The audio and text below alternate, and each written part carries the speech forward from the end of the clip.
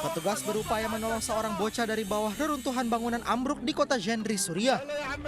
Tim SAR langsung menerobos masuk di antara celah-celah bangunan dan mengevakuasi korban. Bocah laki-laki yang belum diketahui identitasnya ini berhasil ditolong Selasa petang waktu setempat setelah lebih 1 hari terjebak di reruntuhan.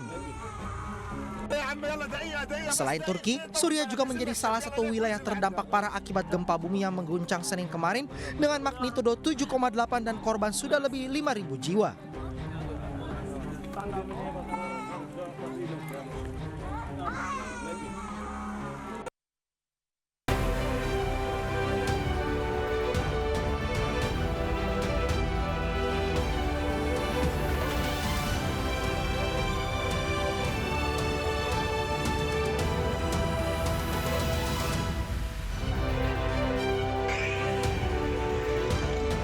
Tabrakan beruntun terjadi di Jalan Layang, Pasopati, Bandung, Jawa Barat. 2 pengendara motor dievakuasi ke rumah sakit.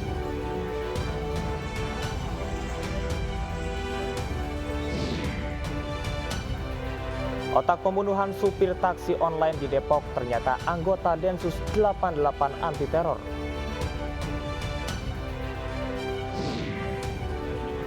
KBRI Turki berupaya mengevakuasi WNI dari lokasi gempa ke Ankara.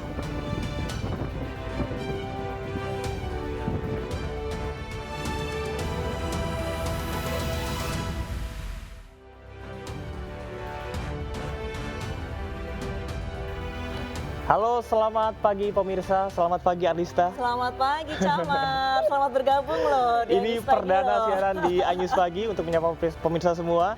Dan luar biasa, ini live report pertama bersama Arlista dan Sekarang juga siaran pertama sama bersama saya dengan Camar Arlista. ya.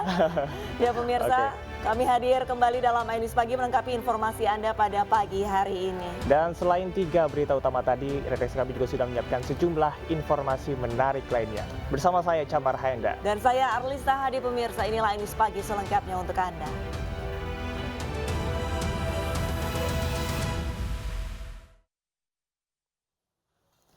Kita ke informasi pertama, pemirsa. Sejumlah kendaraan mengalami tabrakan beruntun di Jalan Layang, Pasopati, Kota Bandung, Jawa Barat.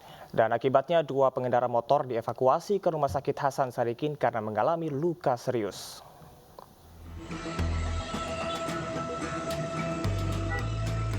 Dua orang pengendara motor harus dilarikan ke rumah sakit setelah mengalami kecelakaan lalu lintas di Jalan Layang Pasopati, Kota Bandung, Jawa Barat pada Selasa sore. 1 dari 2 orang pemotor mengalami luka serius setelah terlindas mobil. Kejadian bermula saat pengendara motor metik tiba-tiba mendadak saat berkendara dari arah Surapati menuju Ciamplas. Kendaraan bermotor di belakangnya kaget sehingga terjadi tabrakan. Tak selang beberapa lama, 2 mobil jenis city car dan mobil pick-up ikut menabrak 2 pengendara motor tersebut. Motor Axelo ngerem mendadak bawa barang kesenggol sama yang motor Vario. Nah yang motor Vario belakang mobil si ibu yang Mazda 2, saya percis di belakang. Jadi pas begitu jatuh saya kemungkinan nggak bisa langsung ngerem, kedorong korban tadi yang jatuh di sini kegeleng dulu. Petugas PMI Kota Bandung langsung membawa kedua korban ke Rumah Sakit Hasan Sadikin Bandung untuk diberi perawatan. Dari Bandung, Jawa Barat, Ervan David Ainus melaporkan.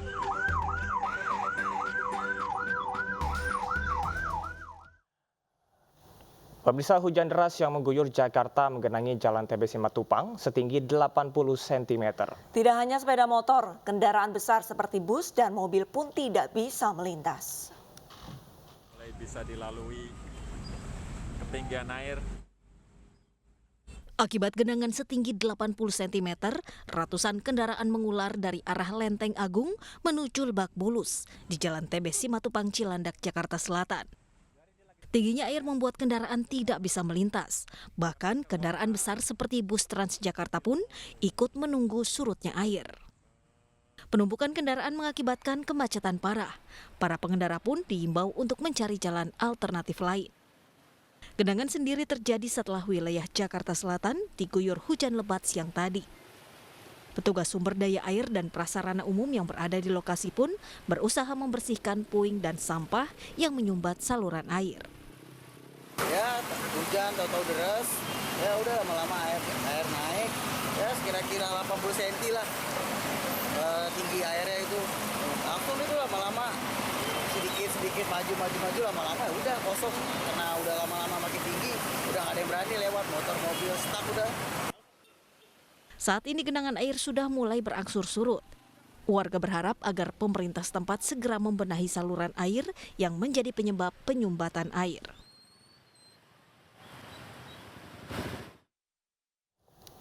Pemirsa, ratusan warga Bandung berunjuk rasa membawa keranda mayat dan mendesak mantan Ketua DPRD Jawa Barat Irfan Suryanagara dihukum berat. Unjuk rasa di Jalan Medan Merdeka Barat, Gambir, Jakarta diwarnai pengadangan polisi.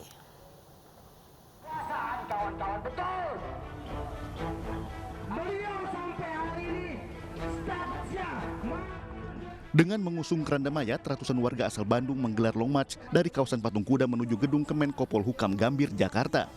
Penaburan bunga 7 rupa di atas keranda mayat bergambar wajah mantan Ketua DPRD Jawa Barat Irfan Suryanagara dilakukan massa sebagai simbol telah matinya keadilan di tanah air. Ketegangan hingga nyaris baku hantam sempat terjadi saat langkah massa mendapat pengadangan oleh polisi dengan memasang kawat berduri di badan jalan Medan Merdeka Barat. Gagal menyambangi kantor Mahfud MD, massa pun hanya menggelar aksi unjuk rasa di badan jalan. Dalam aksinya, massa meminta Menko Polhukam Mahfud MD ikut mengawasi sidang perkara penipuan dan penggelapan SPBU dengan terdakwa Irfan Suryanagara. Kasus Irfan Suryanagara yang sudah melakukan penipuan penggelapan sebesar 58,4 miliar. Dan sampai saat ini korban tidak pernah diajak mediasi dan bahkan tidak pernah didengar untuk melakukan mediasi. Sampai akhirnya kasus ini dilaporkan kepada Mabes Polri. Harapannya kepada Menko Polhukam apa, Bang?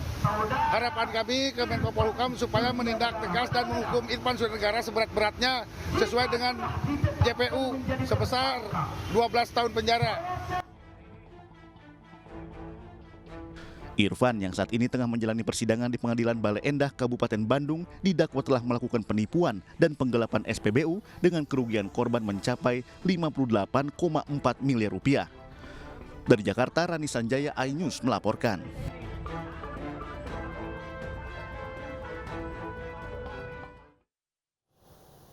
Sebuah pabrik narkoba rumahan digerebek polisi di wilayah Johar Baru, Jakarta Pusat. Selain menangkap 4 pelaku, polisi juga menyita berbagai alat produksi dan ratusan butir pil ekstasi.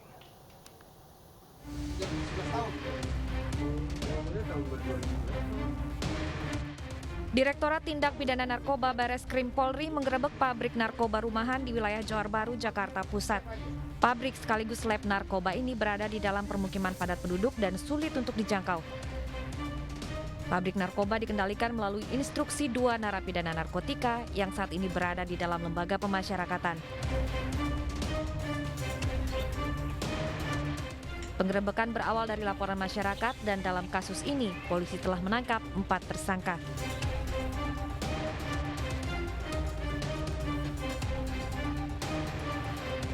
Rekan-rekan lihat, TKP-nya adalah di belakang kita atau di depan rekan-rekan kalian di lantai atas yang tempatnya kecil dan ini kita namakan slam area.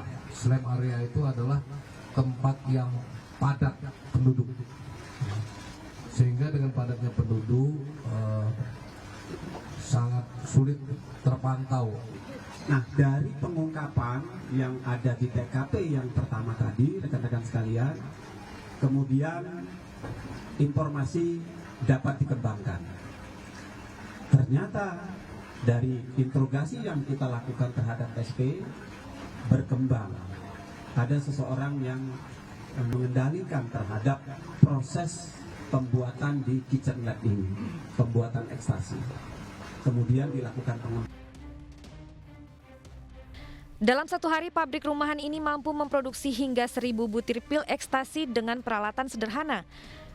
Pelaku mendapat bahan pembuatan narkotika melalui pemesanan online. Polisi menyita ratusan butir pil ekstasi, 349 gram serbuk ekstasi, dan 37 paket tembakau sintetis. Hingga saat ini, jaringan pembuatan narkotika rumahan masih terus dikembangkan. Dari Jakarta, Rani Sanjaya, Muhammad Ardi, iNews melaporkan. Pemirsa, kita beralih ke berita kriminal lainnya. Kasus pembunuhan sopir taksi online di Depok, Jawa Barat yang terjadi akhir Januari lalu akhirnya terungkap. Pelaku adalah anggota Densus 88 aktif yang mengincar mobil korban.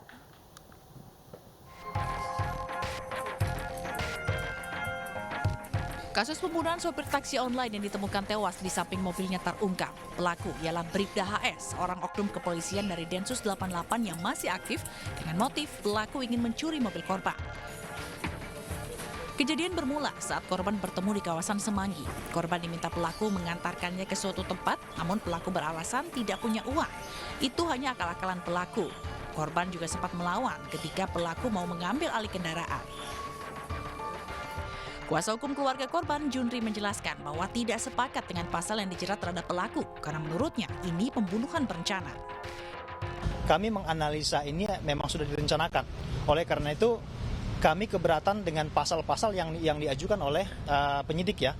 Ada 3 pasal yang diajukan oleh penyidik. Yang pertama adalah pasal pembunuhan biasa 338, kemudian pasal 351 ayat 3 yaitu penganiayaan yang menyebabkan meninggalnya seseorang. Nah, kemudian yang ketiga adalah pasal 365, pencurian yang menyebabkan meninggalnya seseorang disertai pembunuhan. Oleh karena itu tadi kami memesan dan menyampaikan agar disertakan pasal 340. Sementara istri korban menilai penanganan kasus tidak serius. Ia pun berharap kasus ini segera diusut tuntas. Sehingga saya merasa karena kami orang susah, kami orang tidak mampu, ataupun karena tidak ada pelaporan dari saya, sehingga masalah ini disepelekan seperti itu. Hingga saya kembali berbicara dengan keluarga, gimana caranya agar bisa diselesaikan urusan suami saya, karena dia adalah tulang punggung saya. Saya juga minta tadi agar secepat mungkin ini selesai biar saya juga bisa menata ke depan, karena saya harus menggantikan posisinya mencari nafkah. Sebelumnya 23 Januari 2023 lalu, warga perumahan Bukit Cengkeh 1 Cimanggis Depok dihebohkan dengan adanya penemuan seorang pengendara mobil yang tewas ditemukan di samping mobilnya. Usai ditemukan, polisi langsung melakukan olah tempat kejadian perkara dan memeriksa sejumlah saksi. Dari hasil pemeriksaan, terdapat luka sayatan benda tajam pada tubuh korban. Tim Liputan iNews melaporkan.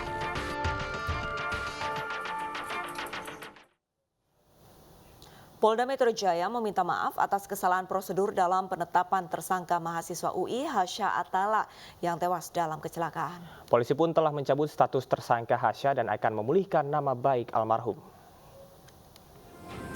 Kami Polda Metro Jaya menyampaikan permohonan maaf.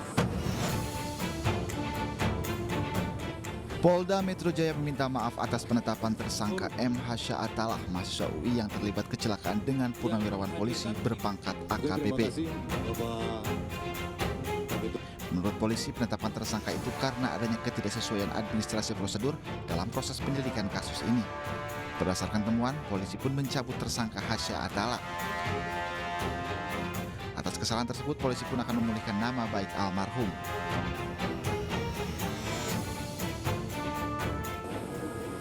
Rehabilitasi nama baik sesuai dengan ketentuan yang berlaku. Kami secara internal juga telah melakukan evaluasi mendalam untuk terus memperbaiki implementasi prosedur di lapangan. Kami Polda Metro Jaya selalu berkomitmen untuk tetap menjadi institusi yang profesional, objektif, dan humanis. Kecelakaan yang menewaskan mahasiswa UI terjadi pada Oktober 2022 lalu. Polisi pun menggelar rekonstruksi ulang pada awal Februari. Dari hasil reka ulang tersebut, polisi menemukan bukti baru, namun polisi tidak menjelaskan secara rinci bukti tersebut. Sementara itu, purnawirawan polisi yang menabrak Hasya tidak ditetapkan sebagai tersangka karena dianggap telah mengemudikan kendaraannya di jalur yang benar.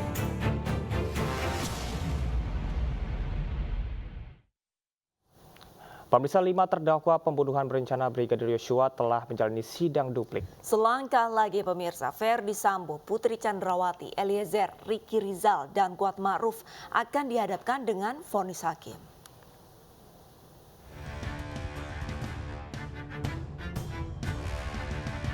Kasus pembunuhan berencana Brigadir Nofriansyah Yosua Huta Barat mendekati babak akhir. Lebih dari 100 hari berlalu sejak sidang perdana Sambo CS digelar pada Oktober 2022. Kini Ferdi Sambo, Putri Chandrawati, Richard Eliezer, Ricky Rizal, dan Kuat Ma'ruf selangkah lagi akan menerima vonis hakim. Pekan ini kelima terdakwa telah menyampaikan duplik atas replik jaksa penuntut umum. Ferdi Sambo, Ricky Rizal, dan Kuat Ma'ruf telah menjalani sidang duplik pada 31 Januari 2023. Sementara hari ini duplik Putri Chandrawati dan Richard Eliezer dibacakan oleh kuasa hukum masing-masing. Sayangnya, isi replik penuntut umum tersebut sama sekali tidak memuat hal-hal yang substantif, bahkan tidak menjawab secara yuridis nota pembelaan dari tim penasehat hukum. Kami memohon kepada majelis hakim yang memeriksa dan mengadili perkara akuo untuk memberikan putusan sebagai berikut. 1. Menerima dalil duplik dari tim penasehat hukum dan terdakwa Kuat Ma'ruf. Bahwa kami tidak sependapat dan menolak replik jaksa penuntut umum, di mana sebenarnya tidak ada fakta hukum dan argumentasi hukum yang bersesuaian dengan fakta yang terungkap di persidangan. Bahkan tidak ada hal-hal baru yang bersifat substantif yang disampaikan oleh penuntut umum dalam repliknya. Terdakwa Ferdi Sambo dan Putri diagendakan menjalani sidang vonis pada 13 Februari 2023. Terdakwa Ricky Rizal dan Kuat Ma'ruf akan menjalani sidang vonis pada 14 Februari 2023. Sementara Richard Eliezer diagendakan akan menjalani sidang vonis pada 15 Februari 2023.